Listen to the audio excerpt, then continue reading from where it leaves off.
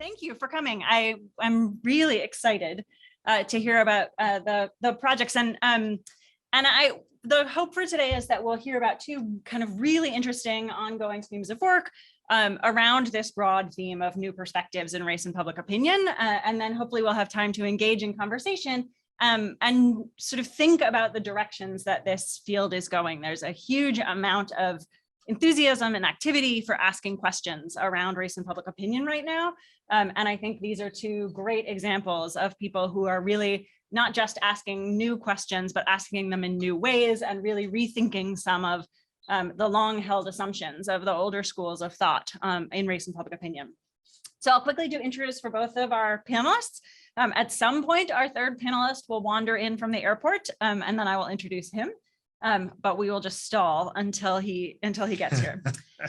David Wilson is the Dean of the Goldman School of Public Policy and Professor of Public Policy here at UC Berkeley.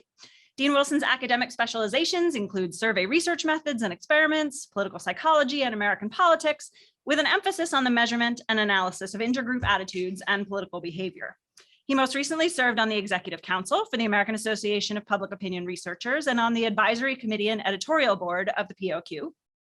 Wilson has also held senior positions with the Gallup Polling Organization, leading national and international survey projects examining topics ranging from workplace creativity to prejudice in politics. He is also a military veteran with 19 years of service to the US Army Reserves, including combat tours for Operations Desert Storm and Iraqi Freedom. Professor Naomi Levy is an associate professor of political science at Santa Clara University and a faculty affiliate of the Possibility Lab at UC Berkeley. Dr. Levy's research centers on the relationships between ordinary citizens and the state, with a particular focus on post-conflict contexts. Her work asks how individuals' understandings of their various political identities are shaped by the state's delivery of public services, and in turn, how these understandings affect intergroup dynamics and state legitimacy.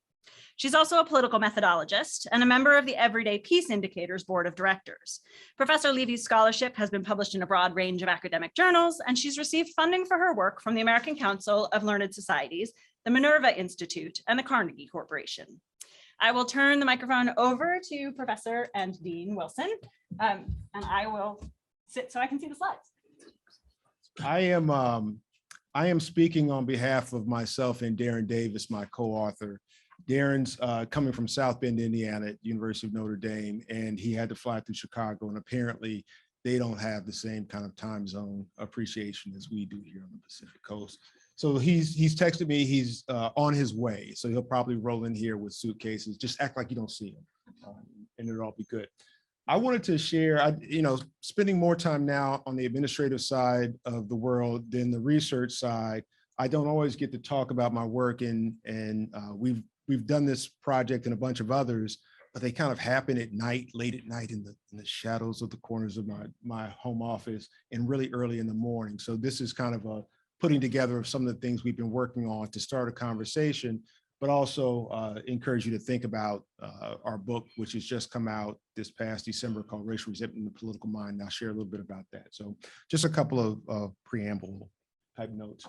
I wanted to start with the questions that we think about in the public policy school, especially around defining a problem and how to think about the politics of policy, especially as we go through transitions in terms of how our demographic changes are having an effect on how we think about who gets what, when, and how in society.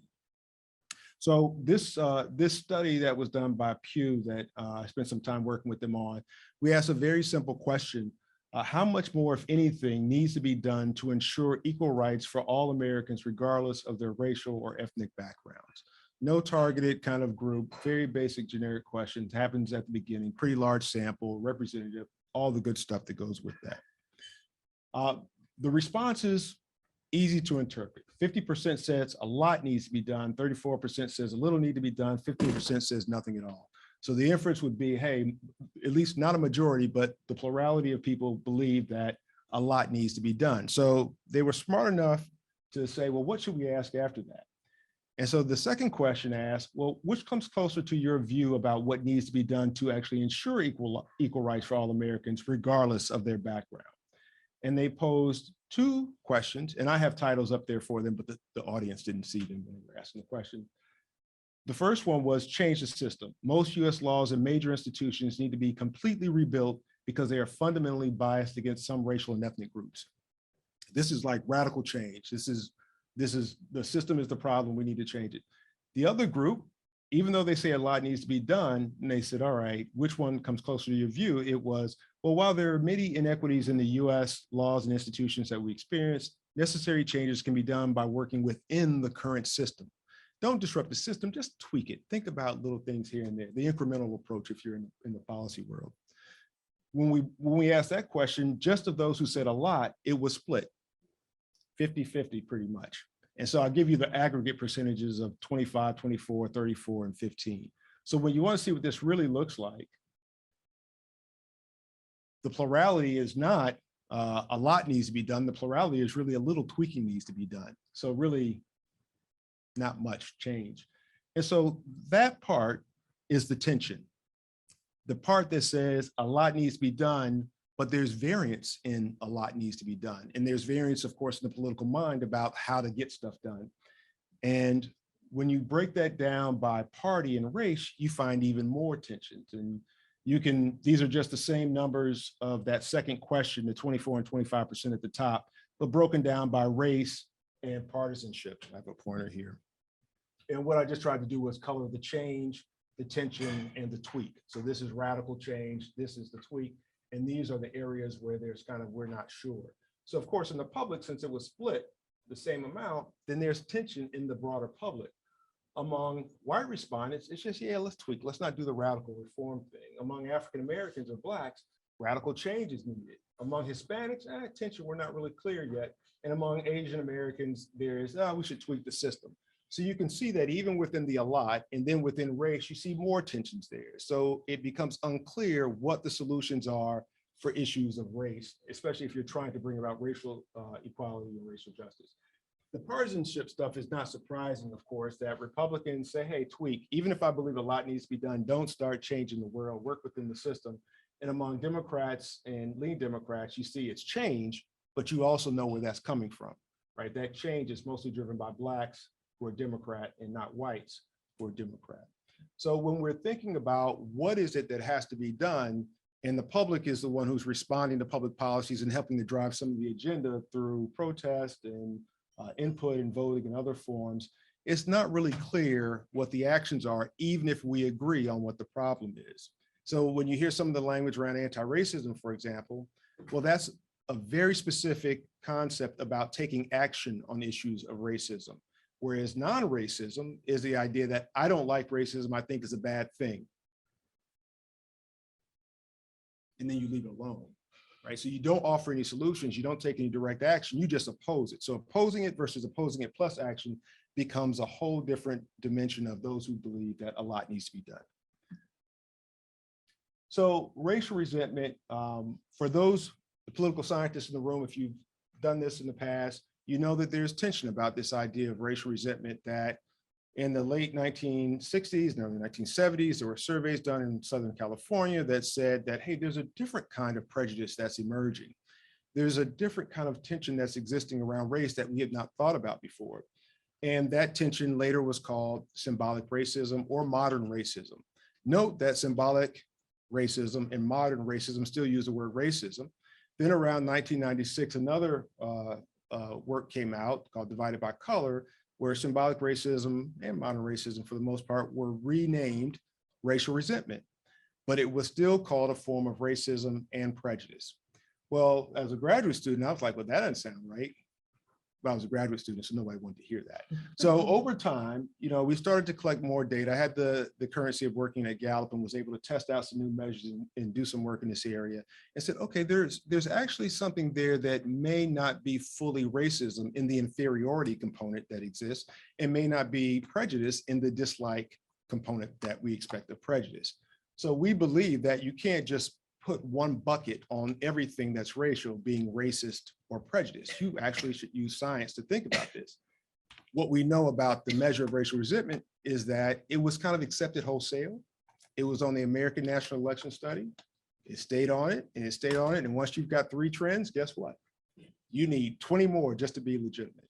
So it didn't come off, and it was never really contested beyond it's unclear what that measure is measuring. Never mind that the theory was problematic in the first place. So we, over time, have been thinking about this area. And we started with resentment itself. Like, why do we start with prejudice and racism? Why not start with resentment and then think about what resentment is and how it becomes racialized? So we didn't start that it was racial and prejudice, and therefore we need to then understand resentment. We start with resentment and then try to think about how it's racialized. And it was straightforward that almost every piece of literature that talks about resentment doesn't mention anything about hate or dislike. It doesn't mention anything about being grouped or identified with a certain anything other than I'm upset, I'm angry because of something. And that something is that my beliefs about justice have been violated. My beliefs about fairness have been violated. So we start with this idea of a just world belief system that people should only get what they deserve and deserve what they get. Regardless of whether or not you think that's true, you operate with that as a fundamental decision-making criteria. If you didn't, you'd not be a part of any system because we know injustice happens. You can't control it. But you believe that it should happen and you prioritize that in your decision-making. So we know that rules matter, fairness judgments matter, and we tried to premise that in the resentment case. So resentment is a negative reaction to another's undeserved positive outcomes. It signals that an injustice has occurred. The scales of justice are imbalanced. The inputs are not equal to the outputs. Sometimes you don't put in much, but you get a lot, and sometimes you don't get a lot, even if you put in a lot, more than you should. So when there is an imbalance, when there's an injustice, anger kicks in. It doesn't always kick in for everyone, but for most people, it say there's something wrong here. And not only do you think there's something wrong, you get upset about it if it continues on, and then you feel a need to do something about it. It's an action emotion. Anger is an action emotion. It's a response emotion. So resentment is that anger you feel when you believe that there's unfairness, that something has been violated. The means by which something's been achieved was unfair. Cheating, unfairly getting tenure. We can go on and on with different examples. All these things promote resentment. It doesn't mean you hate somebody. It doesn't mean that you dislike them. You believe, though, the rules are important and they've been violated. So if we start with that, then we can talk about how it becomes racialized. And so racial resentment in our thinking occurs because race is perceived as an illegitimate criteria for reward. It is not merit. So there we have the tension. If you're using race to get anything and I can't use it, then that's unfair. Now, racism is bad, prejudice is bad, but still, if we're doing anything on the basis of race, it's problematic. Now, it's not a 0 or 1 kind of decision. It's that you are thinking about the illegitimacy of using race. And then once we put it into public policy, oh, now there's money and there's resources and there's people and there's programs, gives you a lot more to start thinking about. The point for us was, just in contrast with the original concept of racial resentment and symbolic racism, that we know that for resentment, dislike and hatred are not a necessary requirement. It is not enough to just dislike. Now, there are certainly people who are resentful that are also racist, and there are people that are racist that can then become more resentful. But what we're saying is they're not the same thing, that they can be driving one another in some way, but they're not the same thing, and we shouldn't think about them as a similar disease that everyone has. So that's the book. The book is really about, let's take people at their word when they say they're not a racist. Let's just assume that's true. And then let's look at their non-racist views to understand the extent to which being a racist or not actually matters. Are there other racial attitudes or other ways of thinking about race that matter beyond the notions of racism and prejudice? Because there are some criteria we should hold for racism. You got to have at least a belief in inferiority of the other group. And for prejudice, it's got to be an inflexible attitude that really is negative. You can have positive ones, but we don't care about the positive ones. We care about the negative ones. So we're going to believe you're not racist and then test that out. Very basic concept. No one takes a class on standing in line, right? You might take a class on standing in line. No, you don't take a class, but you know how it works. It's a part of your culture. It's a part of our way of life. But guess what happens when somebody skips the line? You don't need to know anything about the person. You don't need to hate them or dislike them. You just know they broke the rules, and therefore they should not get whatever they're going to get when they get to the front of that line. Very basic premise that standing in line is a way of life. When that way of life, the status quo way of life, when that's violated or threatened, it's not about disliking the people that skipped the line. It's about disliking the idea that the line has been skipped. And it could be that that person actually paid for a place to be in the front, or it could be some kind of repair for yesterday's line and them not getting the reward, or it could be that they've got a certain status or something like that, that they deserve to get it. But we don't go through that process of appraising everything. We just make the automatic judgment about whether or not they should get what they deserve. And that's what happens in most of the political mind that we know of. And there's just another cartoon for your entertainment, like, you know, somebody can get something, you never know why. We like to fill in the blanks. We don't have time to kind of always figure out the criteria for reward. So very easy one for the undergrad audience here. Bottom line, resentment over threats to the status quo are really what's activating a lot of racial resentment that you see in America. Americans don't like to kind of give something for nothing. It goes against our ethos. And therefore, when we start looking at things that are racial and start saying that they're racist, it's because they lead to the same outcomes. And so we tend to skip that part. I just wanted to show you a little bit of the measurement just to give you a little bit of sense of some more controversy, and then I'll end and we can move on. Think about these items, and if you're into survey measurement, it used to be the case that survey measurement actually really mattered. You didn't just come up with questions and put them on a survey. You had to actually go through a process of having them tested and peer reviewed, and you go through all the item analysis and the factor analysis, and you don't just show the Cronbach alpha, you actually do more and more and more until you're ready to present that as the final model. I'm not sure that that's what happened with the original symbolic racism scale. Okay, I'm sure it didn't happen with the symbolic racism scale. So the first question is, I resent any special considerations that in-state students receive because it's unfair to other students. When you think about that, look for hate or prejudice or dislike, any of those things. For Republican candidates to succeed, they need to stop using past elections and social policies as excuses. See if you see hate or dislike in that. Special considerations, for example, admission slots for military veterans place me at an unfair advantage because I've done nothing to harm them. Again, agree, disagree type items, assertions to agree or disagree with, looking at what the latent content is that's driving your response to that. And then finally, professors bring up their degrees only when they need to make an excuse for their failures. Groups, situations, emotional content, outcomes, responsibility, judgment, deservingness. Are people getting what they deserve? Are people playing by rules? Those are the underlying traits of these kind of items. So here's our racial resentment scale that we posed, and it started with 60 items and is down to 4 that we use, but we also have a 7-item scale, et cetera. But we can pick 3 of these and they'll be just as effective. And in our book, we show that they're more effective and more consistent in terms of the psychometric properties than the existing racial resentment scale. First item, I resent any special considerations that African Americans receive because it's unfair to other Americans. No hate, no real antipathy in there. It's just other than I resent the special considerations. For African Americans to succeed, they need to stop using past racism and slavery as excuses. Almost prescriptive. Whether or not there's something driving that or not, we can look at correlations to see that. Special considerations for African Americans place me at an unfair disadvantage because I've done nothing to harm them. African Americans bring up race only when they need to make an excuse for their failures. Now, you can see what you like to see in those, but when we start looking at correlations with various items, we know what we see. And so when I worked on this, the General Social Survey, I don't know if you're all familiar with this, one of the most comprehensive studies of trending public opinion. We were fortunate enough to get a race module together, and I worked with a couple other scholars to share the items that got on there. It included our scale and a host of other traditional racial attitudinal items. Stereotypes about work ethic, intelligence, and status of African Americans. These are kind of standard traditional, and they also appear on the ANES. And then some more benign items that talk about race, but don't specifically mention groups all the time, or maybe not hatred and antipathy.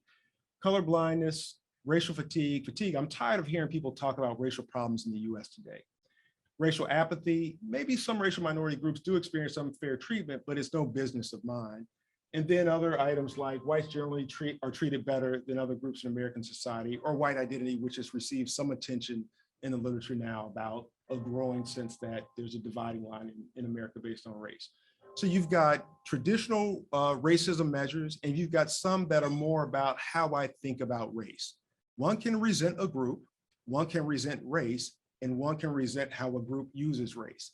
They are not all the same things. They are motivated and driven by different things, and we have the data to show it. So just so you've seen the items now, and I'm just going to end with the correlations that the traditional stuff that matters, which is really about the traditional racism measures about intelligence or unintelligence, You have your zero order correlation, which is your bivariate correlation, and then your part correlation, which is the correlation controlling for a host of demographics, including ideology and partisanship. Intelligence doesn't really matter. White identity, which, you know, I like Ashley Jardina, she's a friend, but that doesn't matter. Colorblind identity doesn't matter, or belief system doesn't matter. These stereotypes about Blacks are rich versus poor, and this is actually rich is the higher value, hard work is the higher value. I think I have that right. And so those correlations are on the moderate side, but it's these kind of very benign items that are really driving the variance in the racial resentment scale. Like, I'm tired of hearing people talk about racial problems, right? Whites are treated better. This is the racial privilege item. Whites are treated better and therefore are getting privilege and the like. And then racial apathy, hey, racial discrimination is not my business, even if some discrimination exists. These are the stronger correlations, and they're pretty robust when we look at control. So the bottom line is, some people want to kind of keep anything racial as racism and prejudice. And what our book is attempting to do is rethink how we think about race. Look at the variance within racial attitudes, look at the different motivations, so we can actually come up with the right prescription for change. So thank you, Helen. Okay. Hi, everybody. So I'm going to be telling you all about this really cool project I'm involved in called Everyday Indicators for Policy Innovation. And I'm just so excited to be here and to have this opportunity. So as you can tell from this very crowded slide, this is a collaboration with lots of people and lots of organizations. So just focusing on the people, it's with myself, Peter Dixon, and Fiorella Vera Adriansen, who are colleagues of mine at Everyday Peace Indicators, and with Amy at Possibility Lab. And it is funded generously by the California 100 Initiative. So before I get too far into what Everyday Indicators for Policy Innovation are, I want to tell you a little bit something about Everyday Indicators. So the Everyday Indicators approach was developed by my colleagues, Pamina Furshow and Roger McGinty, who started the Everyday Peace Indicators Research NGO. And it was born of a dissatisfaction with standard measurement approaches in peace and conflict studies. So just for example, political scientists often like to use the measure of how many battle deaths there have been in a given year in a given country to determine whether or not there is peace. And my friend Roger was really dissatisfied with this, because growing up as a child in Belfast during the Troubles, he didn't see that as actually any real indication of whether or not there was peace. For him, it was whether or not the shop windows were boarded up. That was his main indicator of whether there was peace or not in his community. And so starting with that starting point, they developed this methodology to tap into these everyday indicators. So we think of everyday indicators as just like those signs and signals that everyday people are using on a daily basis, just to determine how things are going in their communities, right? And the idea here is that we want to tap into this like local expertise in order to influence policy. So in our Everyday Indicators for Policy Innovation project, we are asking whether or not we can use these everyday indicators to influence the policy process. And also we're asking about what kinds of innovative policy solutions might come if we are employing these everyday indicators, right? So how can we use these everyday indicators in the service of policy innovation? So we have a large project. The first wave of that project is here in our backyard in Oakland. We designed a Everyday Indicators for Policy Innovation project to assess public safety and community well-being, and community safety, specifically trying to assess what was happening in Oakland in the aftermath of a pretty public effort to reimagine public safety, and then also a pretty public backlash against that effort to reimagine public safety. And so in this sub-project, we are asking what community safety and community well-being look like from the perspective of those communities that are most impacted by injustice, by inequity, and so forth.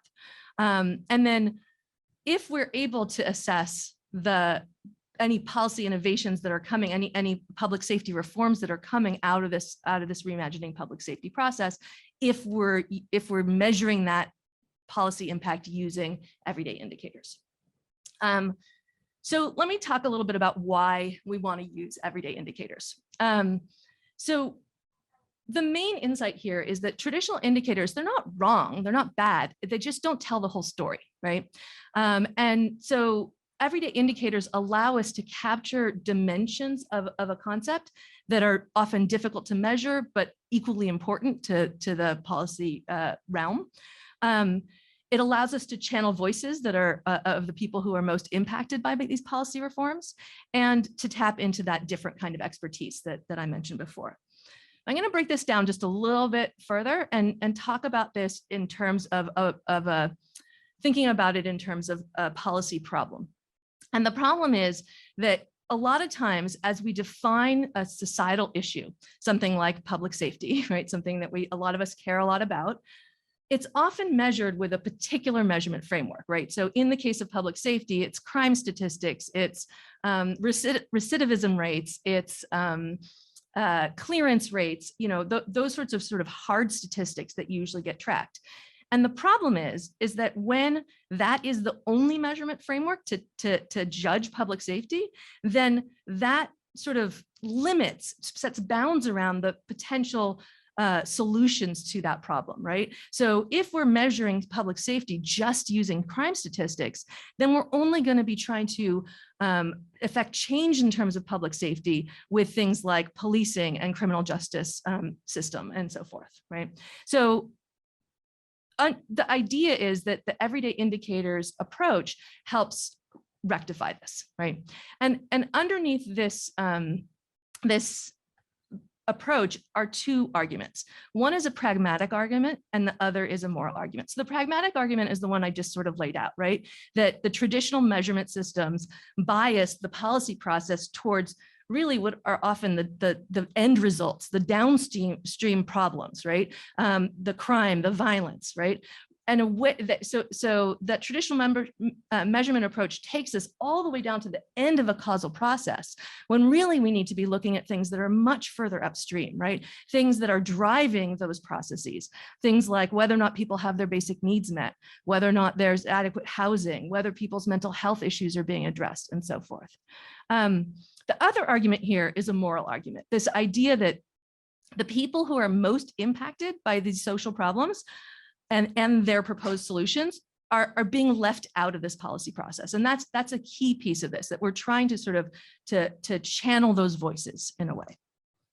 Okay, so let me get into the actual pragmatics of how we did this. So we established partnerships with 6 different community-based organizations in the city of Oakland.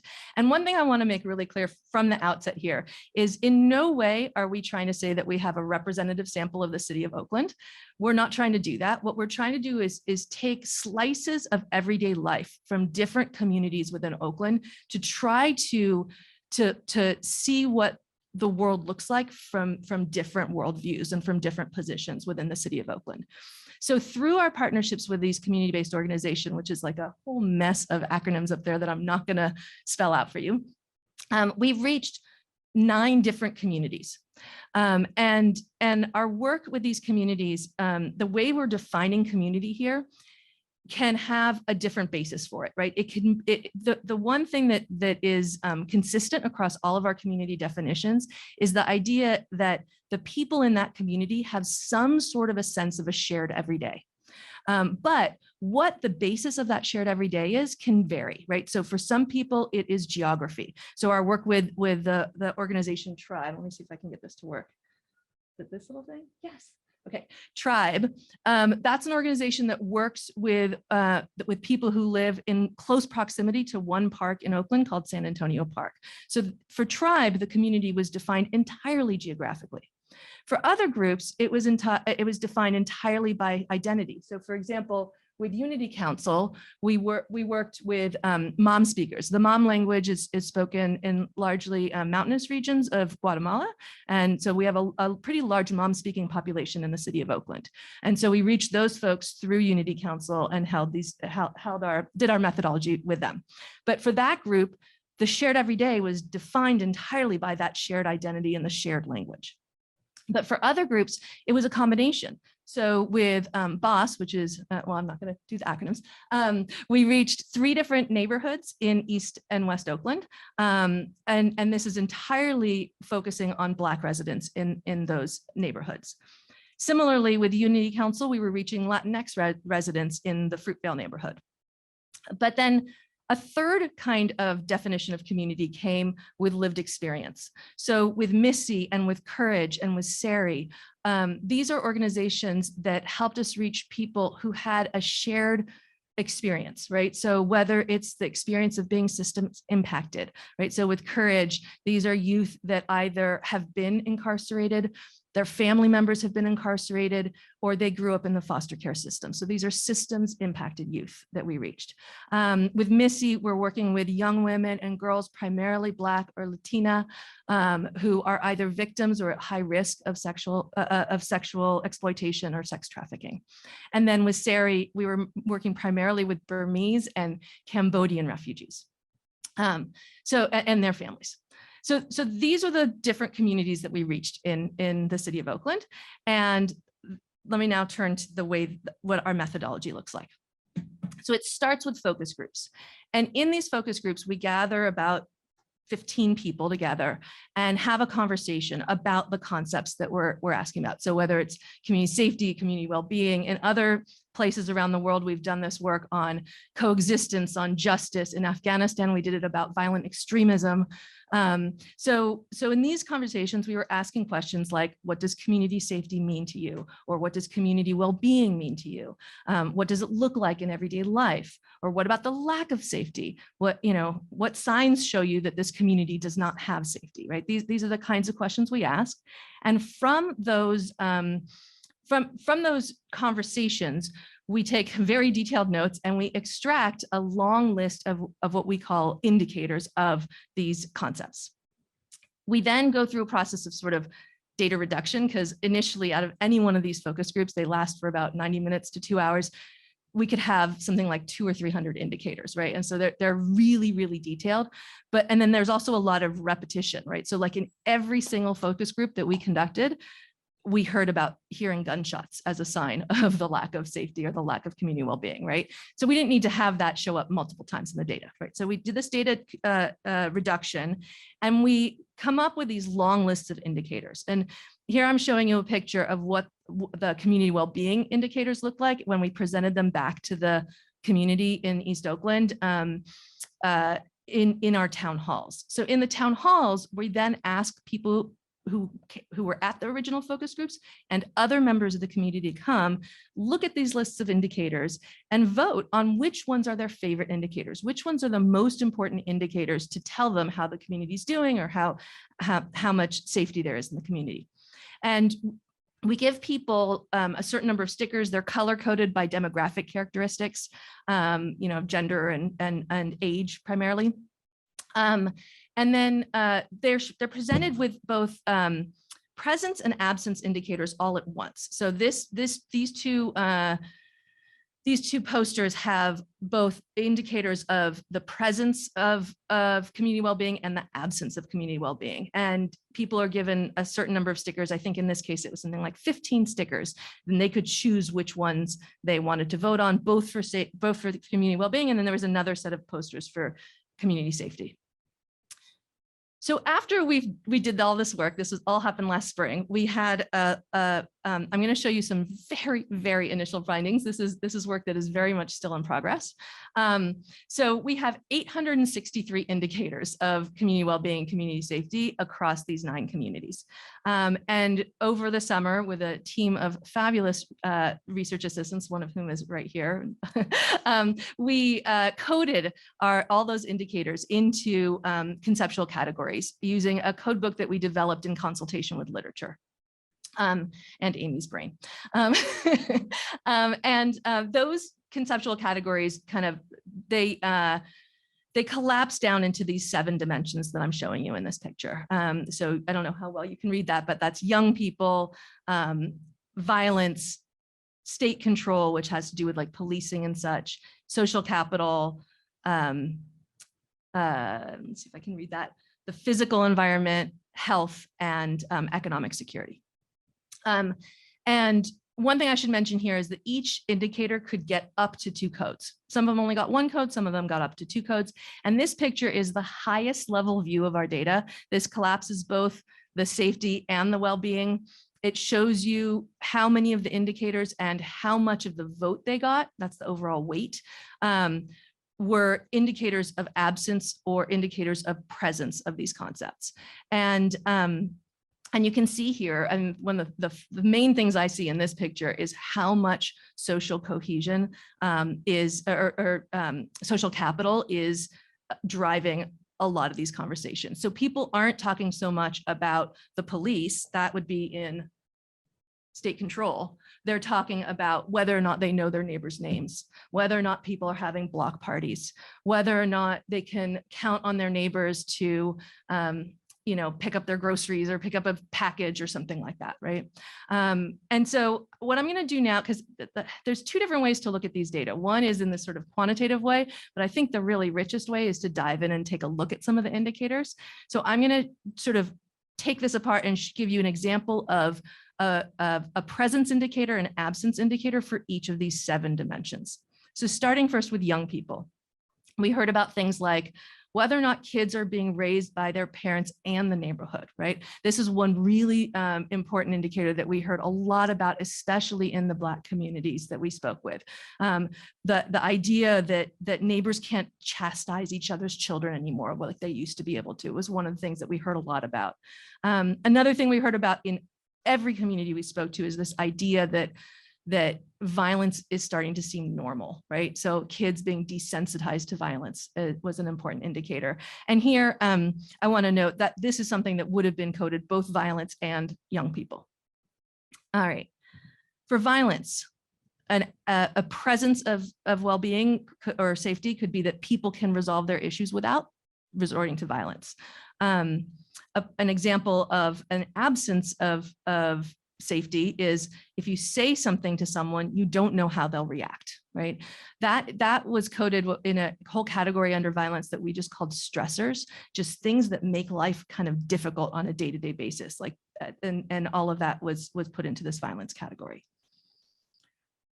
State control were largely about police or the criminal justice system. And so I pulled out 2 examples that were specifically about the police. So an example of how police might be increasing safety is when they're being friendly at large events, right? An example of how they are actually making people feel less safe is when they use intimidation tactics. Turning to social capital, I mentioned this one already. You trust your neighbors and you know that they're going to help you if you need it. And then one that gets at the interpersonal dynamics, right? Community members stigmatize what they don't understand about each other is an example of the lack of well-being. In terms of the physical environment, the idea of just visible neighborhood norms, whether or not people are keeping their houses and the community clean, right? So people contribute to the community by keeping their homes and spaces clean or planting gardens and so forth. Or on the negative side, whether there's more McDonald's and liquor stores than grocery stores and libraries, right? That would just be like an example of in the physical environment, how they can tell how the community is doing. 2 more I'm going to show you. Health, whether there's hospitals and other community resources nearby. This is one we heard a lot about from the refugees. They talked about how much they loved Oakland because they had access to these sorts of resources and good transportation, which I found interesting. And then on the negative side, people hide their trauma. This would be a mental health one. And then finally, a lot of conversation about economic security. The idea that if youth have alternative choices to criminal activity, that's going to be a driver of more safety, right? Or if people you know are struggling to find jobs, that would be an indicator of the lack of well-being. All right.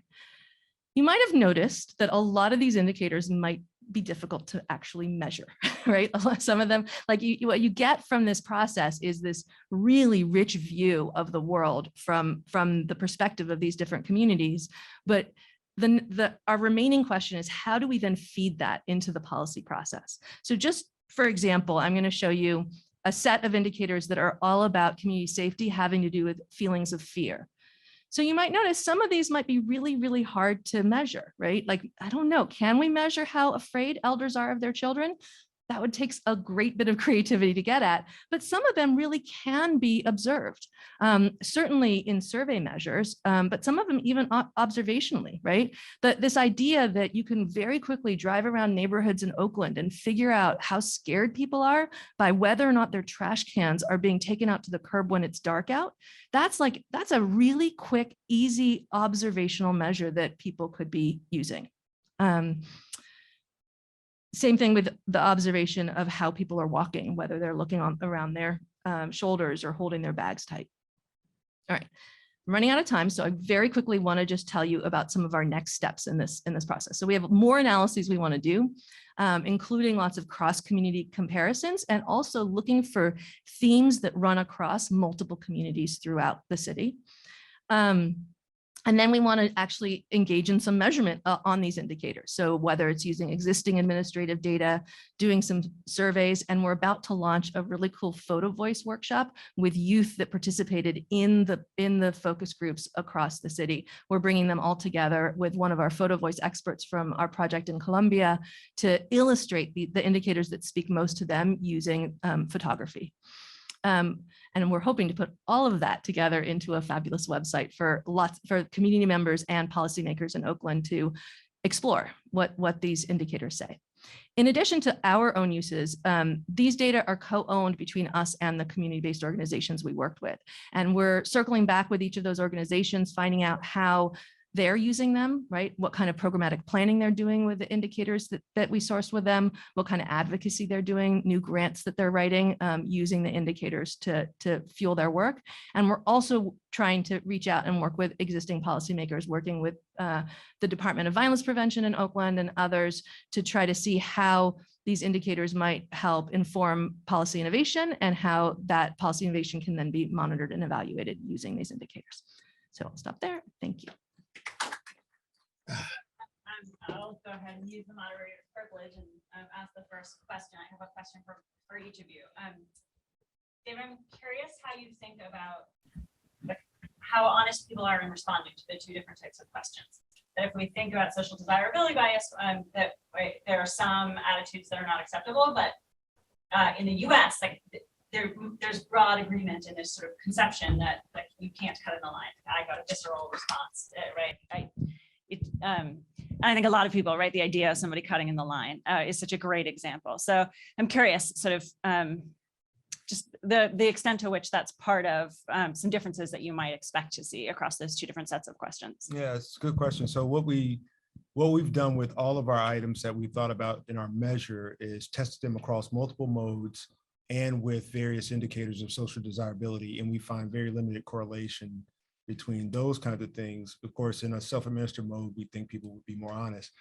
Another piece is we do find every now and then race of interview effects, but they're not consistent. So if you're talking to someone who's white, you may give a different response than someone who's black, but those mostly occur among white respondents.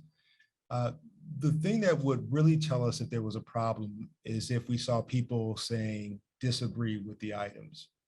People don't have any problem agreeing with the items that we have there. In fact, in the book, we show the average response is always over the midpoint. And so we're finding more agree responses to those items than we are the top upper two or the top quartile of responses for the explicit racism items like laziness versus hardworking, or unintelligent versus intelligent, or there's some about whether they're rich or poor or need help or don't need help. So we've looked for all the evidence for traditional items in surveys, and we don't find much evidence there. But I tend to think that if items are not threatening, as a measurement person, if items are not threatening and they don't give you any pause to edit your response, then you're good to go, even if the content is somewhat controversial. And so whether it's reporting who you're going to vote for or your position on abortion, people tend to pretty much be consistent in their response. A question for Naomi. This is an unfair question, but I'm gonna ask it anyway because give her the unfair one. So I'm curious. We've talked a lot about sort of what are they the indicators of, and some of them are kind of drivers of safety. Some of them are measures of safety itself. I wonder how you think about like where where all of these indicators fit in some kind of causal model? That is a very good question, and one that like I honestly haven't had enough time to really sit back and think about that. I mean, one thing that I alluded to in the setup is that there's clearly a causal process going on, and a lot of times when we ask people, what does safety mean to you, and we get things like, my neighbors know who I am, that is early in a causal process. And sometimes what we're hearing about, like, you know, there are alternatives for youth in terms of you know, job, you know, alternatives to criminal activity, that again is early in a causal process. But is it a correlate, or is it a cause? Is it right? Like there, some of these indicators, it really, what we need to do is like a big conceptual mapping process, right? And I guess in some ways, and maybe this is just sort of like punting on the question, but in some ways, like, I almost don't care, right? Like, if these things are potentially alternatives for a city to put their efforts into, right, that could potentially increase safety, or could potentially increase the feeling of belonging in that city for people in that city, then I guess, I don't know, maybe this is just my dissatisfaction with social science methods, and what we're doing here is throwing out all the general like rule books for how to do social science. But yeah, I think that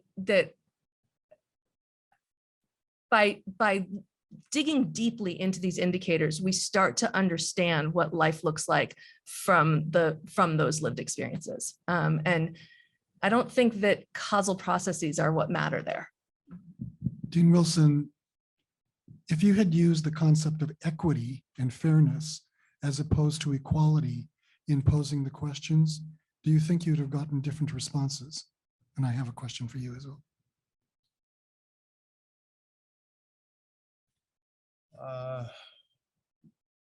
Trying to think. I don't know. This has been a discussion among even some practitioners, that everyone knows what equity means, and also doesn't agree on the concept of what is fair or not. And this is what that first item I tried to point to, is that if we need to do a lot about stuff, then is the fair thing to do change the system or tweak the system? And I think that there's not agreement. So I'm not sure if the aggregate response would be different, but I'm almost confident the correlation would not change. Okay. Because the effect is still that the scales of justice have been imbalanced. And so there are three principles of justice, at least distributive justice: equity, equality, and need. If you violate any of those, if I'm giving you something that's unfair, if I'm giving you something and you don't need it, and if I'm giving you something that exacerbates inequality, then an injustice is present. And therefore I feel some way about that. And there are principles for procedural, et cetera. So I think the correlations would stay the same even if the distribution would change. Thank you. Yep. Professor Levy, yesterday, the Oakland Police Department, in response to a number of killings the previous week, decided to beef up police presence in certain areas of the city. And community activists said that that was the wrong response. Those are not the factors that will create safety in those communities. But if you go upstream, as you were hoping to do, those factors cost money and time. And yet the issue of safety is usually immediate. So how do you negotiate between the upstream factors and the reality that safety is something? Yeah, that's another good question. So one thing that we've been pretty careful in this project to do is to say that this is not, we're trying to dig underneath the like police are bad, you know, other responses are good kind of dichotomy here. Like that, there's some really nuanced views, and one very quick response is that police also cost money and time, right? but the like just the other day I was looking specifically at all the indicators having to do with police. And it wasn't just that police are there, or there's not enough police and so forth. It was about the ways that police interact with the community, right?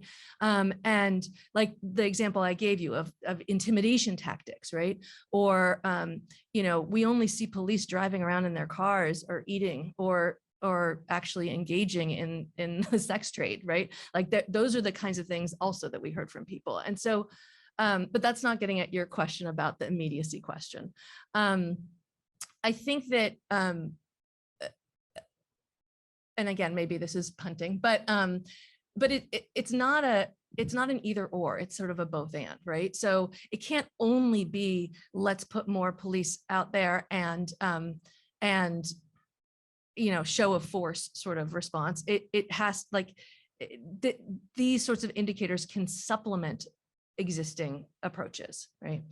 The other thing that we often heard was about the way that the police weren't actually reducing crime. They were showing up after the fact, if at all, right? They're data collectors. They're not actually prevention mechanisms. That's another sort of thing that we heard a lot about. And so, you know, it's one thing to say like, okay, we want more safety right now. The police are often happening after the things happen, right? So let's go upstream and try to prevent it, right? Rather than an after the fact. Yeah. Hi, thank you both for really great talks and amazing projects. Really appreciate your work. I'm a grad student at the JSP program. First, I have two questions for both of you. First, a quick question to Dean Wilson. Maybe you mentioned it and I missed it, but I wonder about when you compare your scale to the racial resentment scale, how much of a difference do you see in terms of people who score high on one scale versus the other and that. And I'm going to also ask you the question. So the question I have for you is, I'm coming from a democratic responsiveness way of thinking about a lot of the issues we have with criminal justice, and specifically in places like Oakland. And what I mean by that is that I think that, you know, the mayor's office, for example, even before your work, they kind of maybe have a sense of the difference between one way of responding and a different way of responding that might address the different kind of indicators and issues. But one of the reasons they don't do it is because they're responding to a different community in Oakland that's on the hills, for example, which is much more important politically. And I don't know what, you know, I guess they demand the kind of responses that maybe the people in those communities don't really want and don't like, and maybe those are the downstream kind of effect. And I wonder, from the perspective of your project, do you think that, first of all, how much does the mayor's office, for example, is involved in the project and are willing to engage with it? And second, how much do you think it's worth doing the same kind of project with the communities that probably have more of effect on the policy, whether we like it or not? Because I suspect, I actually don't know really what to expect, that, you know, because safety and feeling safe in your communities is an issue in other communities as well, right? And that's one of the reasons we see this push towards more tough on crime. Like, for example, what happened now in San Francisco. So just wonder if you have thoughts about those kind of issues. And thank you again for both of you. Yeah, thanks for the question. So one of the things we point out in the book is that it's hard to disentangle racial content because it activates a lot of the same things. It's almost like partisanship and ideology. We call them different things, even though they seem to be tapping into the same components. So in a factor model, our scale is highly correlated with not only their scale, but a bunch of other scales, but ours is the only one with distinct psychometric properties. And so their 4 items actually factor into 3 items plus 1. And that may be just an artifact of some data. The bigger issue though with their scale is it's unclear what it's measuring, right? Is it measuring symbolic racism, racial resentment, some dimension of modern racism? It's been, of course, classified as just basic new racism. Is it racism? And based on what definition? Because there's no antipathy, and we showed this in one of the chapters, there's no antipathy in the items. So it's not measuring resentment necessarily. And it's also not really measuring prejudice. And we didn't really draw that conclusion first. That's been pushed out by a number of folks. And most recently, Cam and Burge talked about how it's really measuring structural inequality perceptions, especially among African Americans. So our item is highly correlated with theirs in the 0.4, 0.5 range, in the 0.8 in the structural range. But the bigger question for us is, what is that scale measuring? It may be one dimension of something we're already measuring as well. It's a good question, important point too. Should I answer Yeah. as well? Okay, so thank you for this question. And honestly, the idea that there's different views is sort of baked into the way that we carried out this work, right? And so just for example, going back to the police as an indicator, we had some people said that seeing police make them feel more safe, and other people seeing police make them feel less safe, right? So the same exact indicator could just mean very, very different things to different people. That's an important thing to know, right? And that's sort of the premise of the work. In terms of why, at one point we did consider getting a group from the Hills, right? The reason why we didn't is because we made a conscious choice that what we're trying to do with this project is channel voices that the city's not currently hearing, right? They've got that voice in their ear loud and clear. And so that it was a conscious choice on our parts. Yes, I also have questions or comments for both of you respectively. You just mentioned one thing that I'd already written down in my notes, but as a Black male, safety for me is the absence of police. Now, I realize that this might be different with Black elderly people, that they might wish there to be more police around. Of course, that always brings more problems. The other thing is, I guess I'm not quite sure. I may be asking something that you, Professor Levy, addressed, but with regard to crime, I can easily see where resentment against a deeply entrenched and institutionally racist, unfair system is also a driver of crime. I have no criminal record whatsoever. I've grown up in some of the best neighborhoods. As an adult, I've usually lived in the most prosperous neighborhoods. But I have to say that if I didn't have that degree of comfort, if I lived like a typical person, Black male in the hood, and this is not the stereotype, all Black males in the hood, I would be out busting car windows and jacking converters and everything else because of the racial resentment that I have, that I've experienced from a system that I regard as historically viciously racist against Black people. So, and the last thing I would say, and this relates to the police too. Of course, the issue of the police is that we have apartheid policing.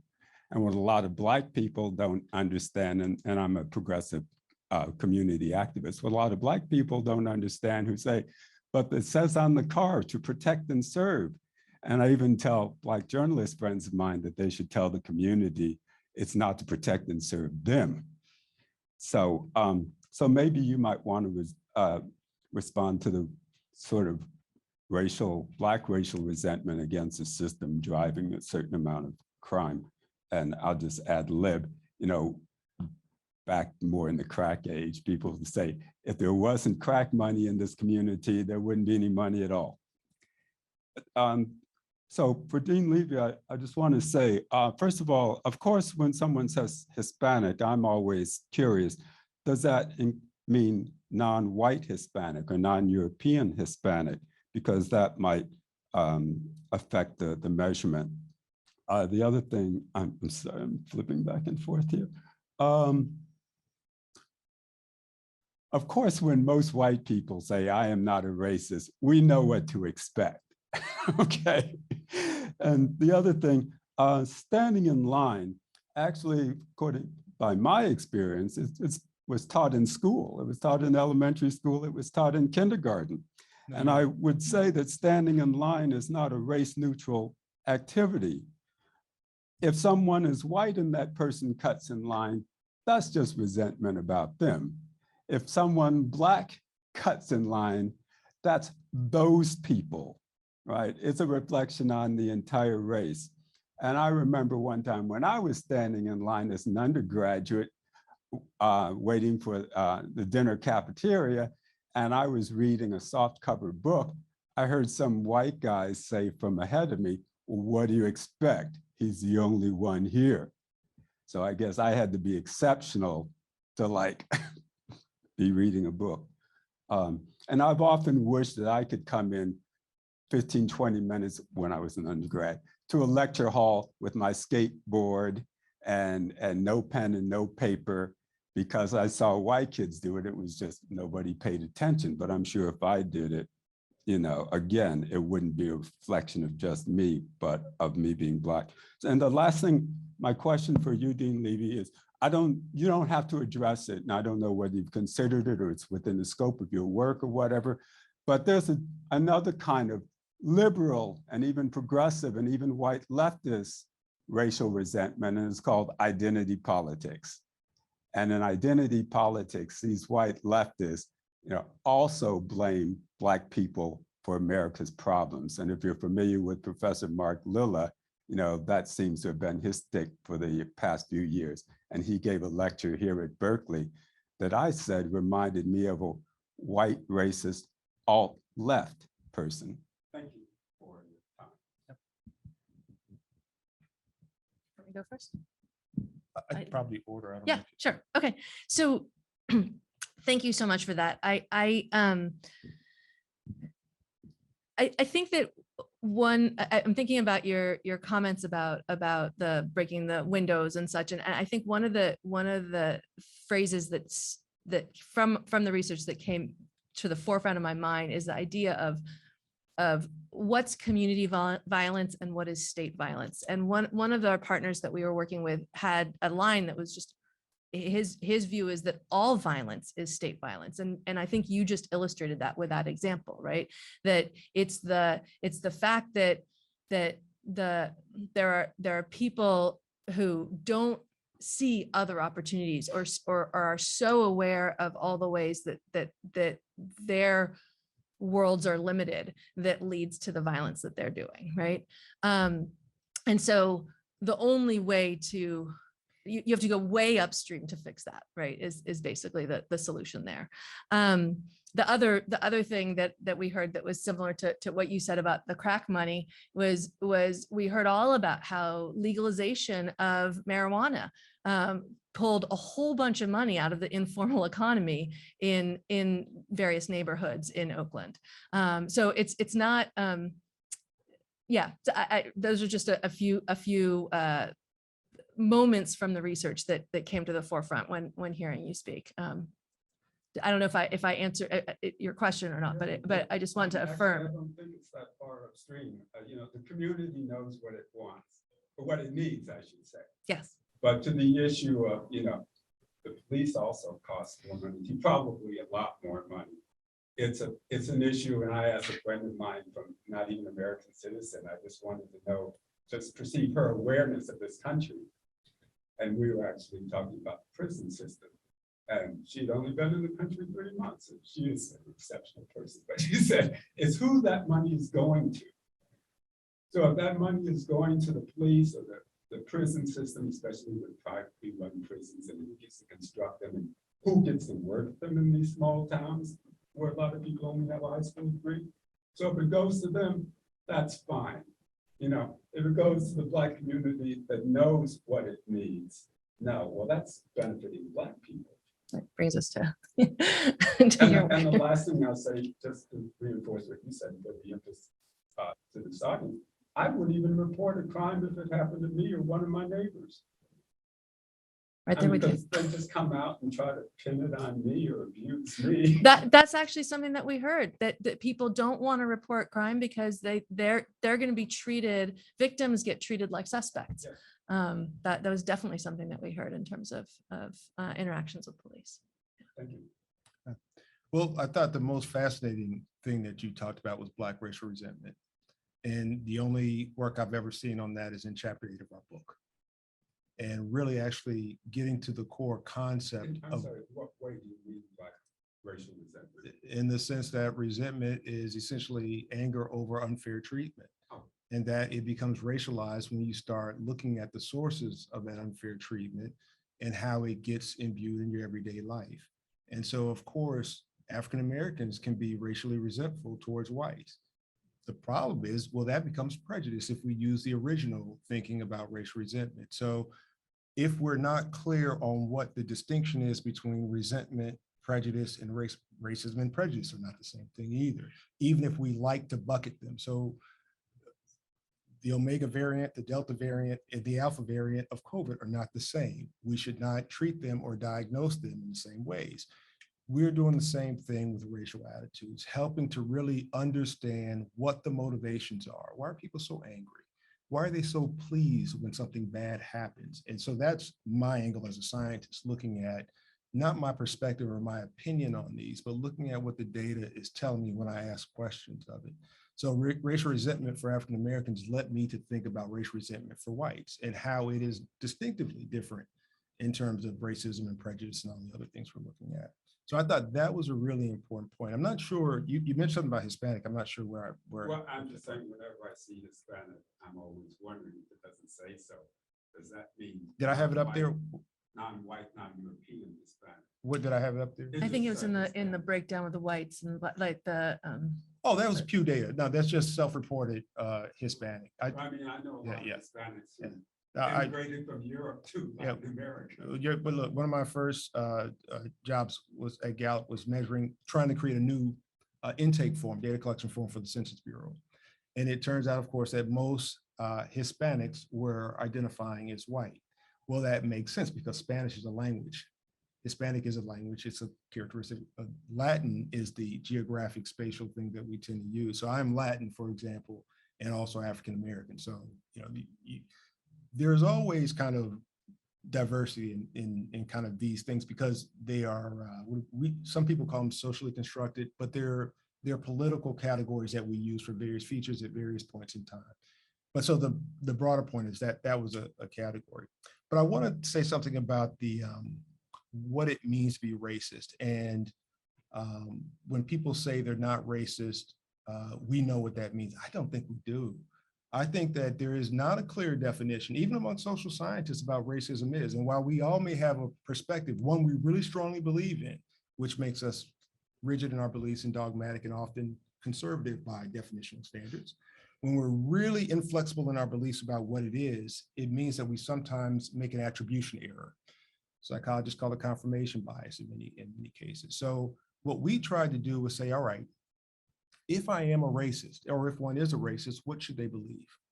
Let's start there. Let's look at every definition of it. And the one thing that we said, well, there's a belief that one is inferior. And I didn't show you the data, but we have the cases of those who think that Blacks are less intelligent, lazy, differences are due to inborn ability, that there's a couple of other ones that, they're getting things they don't deserve or whatever.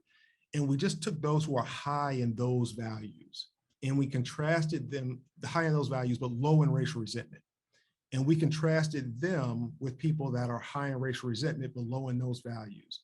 And also low in racial resentment and low in those values. And then both who are high in both. So we have, you're high in both resentment and racism. You're high in racism, low in resentment. You're high in resentment, low in racism, and you're low in both resentment and racism. It turns out that those people that are high in racism are more similar to people who are low in racism and racial resentment. And people that are high in racial resentment, but low in racism are similar to people that are high in both. So racial resentment is actually something that is kind of creating a shared spirit of antipathy in the world. And maybe it's people that are just saying, hey, I'm smart enough to know all these questions, but these are their outcomes we use to predict the classifications that show that they are distinctive groups. So it's just empirically, it's one thing to say that someone is racist. It's another thing to say what that racism leads to. Sometimes it leads to, well, hey, I just don't believe they should be in my community. I don't want to harm them. I don't care about those policies. It's another thing to say, well, I don't have anything against them, but I think that policy is wrong. And so those are the things we're trying to detangle in terms of thinking about racial attitudes. At the system level, but at the individual level, it's more than that. And so Can I actually, I know somebody else has a question, but I have a question for you that I'd love to, I think this is a great spot to put it in, which is, and you hinted at this at the very end of your talk, and that is what the policy implications are of looking at resentment in this way. So I just think it follows on what you were just saying. So I want to squeeze that in. Yeah, well, I'm happy to jump on it later or soon, but I think about it in terms of who's supporting the policies. Are we letting people, and I think you alluded to this a little bit, are we letting people that perhaps are not racist, but they are enabling the problem off the hook? And we have plenty of data that shows there are people that really just don't have any problem with racism. I mean, they don't support racism and the like at all, and they're white and they feel like they're being blamed. And then there are people like Tim Scott and Clarence Thomas and others who we may think of as just conservative, but they're enabling the same problem. So what do we do about that? They resent race. They resent having to deal with race just like whites do, but their antipathy is somehow seen as different. No, it's the same thing. They actually have the same issue around deservingness and who gets what. And so thinking about the policy implications, we have a slide about all the policies that are affected by racial resentment that have nothing to do with race, even after controlling for all the ideology, all the partisanship measures and the like. And it's because most of those policies are somehow distributing things on a basis that is not fair. And so it just comes up, it ideates when you don't think it's there. Sorry. Thank you so much. My question's for Dean Wilson. It's a measurement question, which is these, so your own scale as well as these other scales, have they been validated with non-whites? So specifically, like one of the questions you have is about something to the effect of Blacks would be better off if they stopped talking so much about slavery. I could imagine there might be some Black people who would agree with that, but that would seem to have a very different connotation. So I'm wondering if you've looked into that as well as just non-white groups more broadly and how these sort of correlate. This is a very good question. And it's a challenge for social science because we shouldn't ask those questions of Blacks. The scale wasn't normed on Blacks. The theory wasn't developed for Blacks for those particular items. The content of resentment for Blacks is different than the content of resentment for whites. So we actually believe that you don't just ask people questions. And so the other racial resentment scale does ask those questions of African Americans. And if you look at the ANES data, you find breakoffs.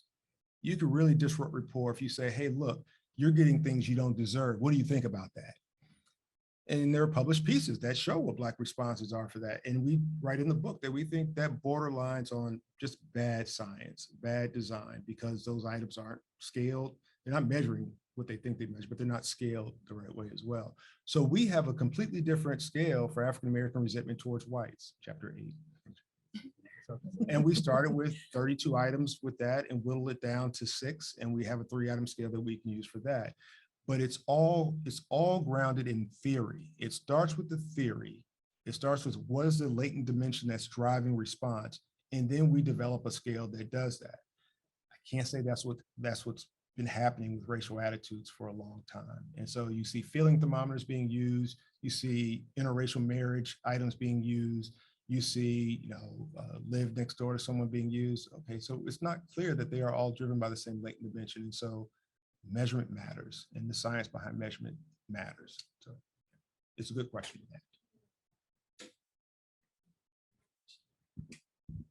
This is a question. Can you hear me? Okay. Question for David. You were, as I understand it, mainly talking about trying to separate out of measures of resentment, whatever the concept means, things that are explicitly racial from things that aren't, really principles of fairness and so forth. So in trying to make those distinctions, I was sort of waiting for you to address another puzzler from way back.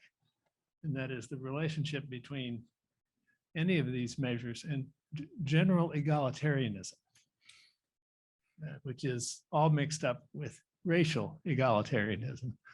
And are you trying to provide some guidance for the rest of us on how to make that distinction? This is a good question as well. And it touched on another one I mentioned earlier about principles of justice, that I see egalitarianism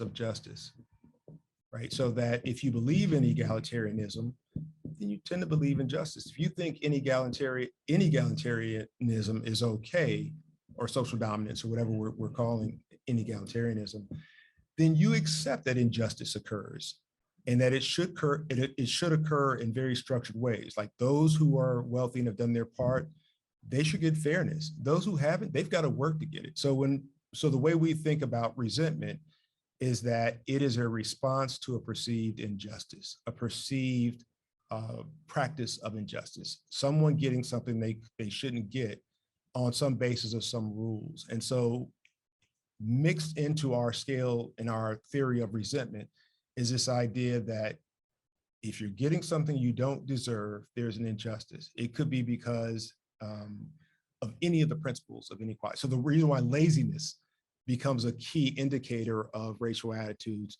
maybe because of hate and dislike or inferiority, or it could be where they're violating one of the rules of injustice. Violating one of the rules of justice or principles of justice.